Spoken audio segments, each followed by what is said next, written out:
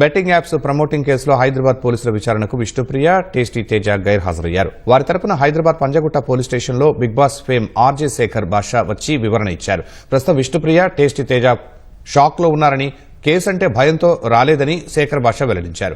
3 రోజుల తర్వాత హాజరయ్యేందుకు గడువు కోరగా పోలీసులు అంగీకరించారని తెలిపారు.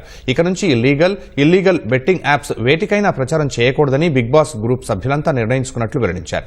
మరోవైపు పోలీసులు సైతం ఈ కేసులో నిందితులుగా ఉన్న 11 మందికి అధికారికంగా నోటీసులు ఇచ్చేందుకు సిద్దమవుతున్నట్లు తెలుస్తోంది. సార్ బిగ్ బాస్ నుంచి బయటకు వచ్చిన తర్వాత లేకపోతే వీళ్ళు ఆల్రెడీ కొంత సెలబ్రిటీ ఫేమ్ ఉంది కదా, ఈ బ్రాండ్ ఎండోర్స్మెంట్స్ కోసం చాలా మంది అప్రోచ్ అవుతుంటారు.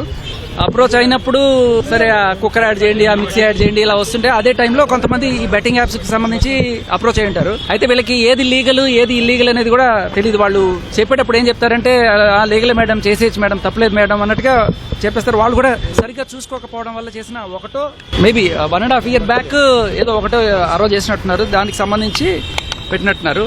బట్ వాట్ ఎవర్ ఎప్పుడు చేసిందే. బట్ వాళ్ళందరూ కూడా వీడియోలు అయితే చేశారు. ఈ బెట్టింగ్ యాప్స్ ఇంకా పొరపాటున ఎవరు చేయకండి అని చెప్పి ఒక అవేర్నెస్ వీడియోలు క్రియేట్ చేస్తున్నారు.